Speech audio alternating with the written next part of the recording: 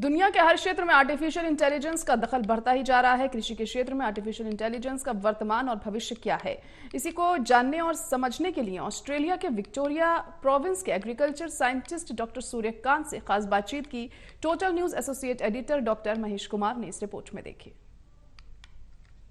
Artificial intelligence को लेकर वैज्ञानिकों की रफ्तार और ज्यादा तेज होती नजर आ रही है। भारत में आर्टिफिशियल इंटेलिजेंस का इस्तेमाल किस तरीके से कृषि क्षेत्र में किया जा सकता है, ये भारत के वैज्ञानिकों ने अब सोचना शुरू कर दिया है। भारत में आर्टिफिशियल इंटेलिजेंस का वर्तमान क्या है और भविष्य किस तरीके से संवरता हुआ कृषि क्षेत्र में आर्टिफिशियल इंटेलिजेंस को लेकर नजर आ रहा है। इसी पर ज्यादा बातचीत के लिए ऑस्ट्रेलिया के विक्टोरिया प्रोविंस के एग्रीकल्चर साइंटिस्ट इस वक्त हमारे साथ बने हुए हैं। डॉक्टर सूर्यकांत इस वक्त हमारे साथ हैं। सर, मुझे ये बताइए कि आर्टिफिशियल इंटेलिजेंस, हर क्षेत्र में आर्टिफिशियल इंटेलिजेंस का शोर इस वक्त सुनाई दे रहा है। भारत में आर्टिफिशियल इंटेलिजेंस का इस्तेमाल किस तरीके से कृषि क्षेत्र में किया जा सकता है, ये सबसे अहम सवाल है। लेकिन सबसे पहला सवाल आखिर वही रहेगा कि पूरी दुनिया में आर्टिफिशियल इंटेलिजेंस का कृषि क्षेत्र में आज इस्तेमाल किया जा रहा है। देखिए, जैसे आपने बताया कि मैं विक्टोरिया प्रोविंस एग्रीकल्चर डिपार्टमेंट से हूं और मेरे साथ में हैं डॉक्टर रोमेन फर्नांडीज़ और डॉक्टर पेजमैन रस्टी। ये भी काफ़ी माने हुए हस्ती हैं इस आर्टिफिशियल इंटेलिजेंस के क्षेत्र में, और हम दुनिया भर के साइंटिस्टों को लेकर यहाँ पे इकट्ठा हुए हैं और एक यूनिवर्सिटी में हम वर्कशॉप कर रहे हैं इसी विषय के ऊपर, कैसे अलग अलग तरह के डिजिटल सेंसर, डिजिटल कैमरास को हम इस्तेमाल करते हैं एग्रीकल्चर फील्ड में, और उसका जो काफ़ी वॉल्यूम में जो डाटा आता है उसको कैसे हम उसको एनालिस करें फास्ट तरीके से यूजिंग। सबसे पहले ज़रा ये बता दीजिए कि दुनिया भर में आर्टिफिशियल इंटेलिजेंस का इस्तेमाल किस तरीके से आज किया जा रहा है। एडवांस जो कंट्रीज हैं इस सेगमेंट में कौन से हैं? अगर इस विषय में बात करें तो यूरोप के काफ़ी देश हैं जो इस आर्टिफिशियल इंटेलिजेंस में काफ़ी उन्होंने बढ़त की है, और अमेरिका तो है ही इस फील्ड में। काफ़ी उनकी आर्टिफिशियल इंटेलिजेंस में रिसर्च और शोध जो होते हैं मेडिकल फील्ड में, एग्रीकल्चर फील्ड में, काफ़ी वो एडवांस हैं इस क्षेत्र में। ऑस्ट्रेलिया भी काफ़ी एडवांस है क्योंकि वहाँ एग्रीकल्चर बड़े स्केल पे की जाती है, और भारत में जो है जो स्केल है फार्मिंग का वो अलग तरह का है। तो हम ये कोशिश कर रहे हैं कि जो आर्टिफिशियल इंटेलिजेंस है विदेशों में जो बड़े इंस्टीट्यूट है, बड़ी यूनिवर्सिटीज़ में जो हो रही है, उसको हम हरियाणा एग्रीकल्चर यूनिवर्सिटी में कैसे उसको वैज्ञानिकों को हम प्रशिक्षित करें। जिक्र आपने किया, वहाँ पर किस तरीके से आर्टिफिशियल इंटेलिजेंस का इस्तेमाल आज किया जा रहा है, मुझे ज़रा विस्तार से बताइए। वहाँ पे ये रिसर्च मैं कहूँ तो 10-15 साल पहले शुरू हो गई थी, और आज अभी वो काफ़ी एडवांस फेज में है।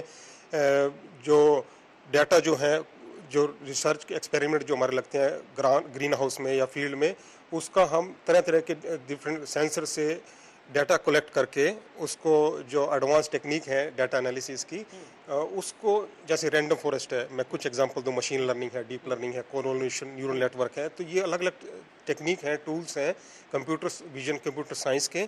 उसको कैसे हम एग्रीकल्चर के अलग अलग डिफरेंट सिनेरियोज में, जैसे बढ़ती हुई तापमान, जलवायु प्रदूषण की वजह से, या बढ़ता हुआ तापमान, या पानी की कमी हो रही है अलग अलग जगह पे, तो ये जो सिनेरियो है उसको हम मॉडल बनाते हैं। उस मॉडल को फिर इम्प्लीमेंट करते हैं कि कैसे उस रिसर्च को, कैसी जो फ्यूचर की जो बाद की जो वैरायटी हमारे पास होनी चाहिए, जो कि बढ़ते हुए तापमान को सहन कर सकें, बढ़ते हुए कार्बन डाइऑक्साइड को सहन कर सकें, और बढ़ते हुए सैलिनिटी को, या जो मिट्टी की जो प्रॉब्लम है उसको सहन करने की उनमें क्षमता बेटर है। क्योंकि जो आजकल की वर्तमान की जो वैरायटीज़ हैं अलग अलग क्रॉप्स की, वो फ्यूचर सिनेरियो में कहीं ना कहीं फिट नहीं होती। चलिए, मुझे ये बताइए कि भारत में आज एआई का जो भविष्य है एग्रीकल्चर सेक्टर में, वो क्या बना हुआ है और वर्तमान किस तरीके का है, भविष्य किस तरीके का आप देख पा रहे हैं? हाँ, वर्तमान में देखिए कंप्यूटर साइंस में इंडिया ऑलरेडी एडवांस है, पर आर्टिफिशियल इंटेलिजेंस फील्ड में उनको कुछ चीज़ें सीखने की ज़रूरत है, कुछ उनको ग्रहण करने की ज़रूरत है यूरोपियन कंट्री से, अमेरिका से, ऑस्ट्रेलिया से, और वो काफ़ी तेज़ी से हो रहा है। ये एक एग्रीकल्चर यूनिवर्सिटी का हरियाणा हिसार का एक बड़ा इनिशिएशन है कि उन्होंने दूसरे विदेशी साइंटिस्टों को यहाँ आमंत्रित किया, 10 दिनों की वर्कशॉप की।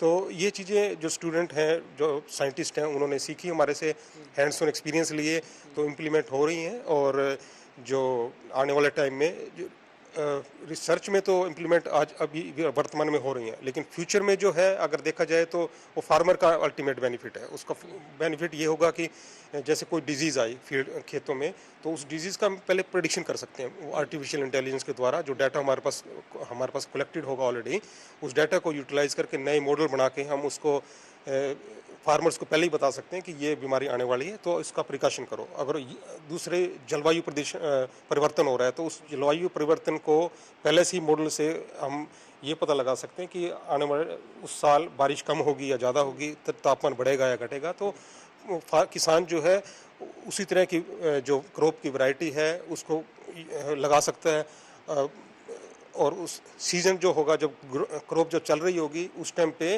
वो कोई भी इनपुट है, नाइट्रोजन फर्टिलाइज़र है, यूरिया है या खरपतवार है या फिर उस कोई भी कीटनाशक है या बीमारियों से को बचाने के लिए कोई भी उसको जो एक्सपेंसिव चीज़ें हैं ये डालने की कम जरूरत पड़ेगी।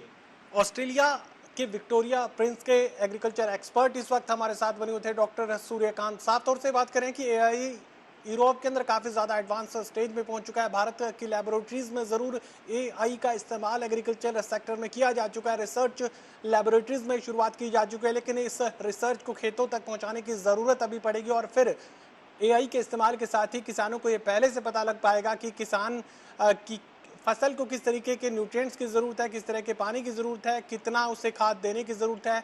हर ज़रूरत का पहले से जो कैलकुलेशन है वो किया जा सकेगा। एआई का इस्तेमाल अब आने वाले दिनों में भारत के खेतों में भी देखने को मिलेगा। सहयोगी कमल के साथ doctor Mahesh Kumar, total news, Hisar.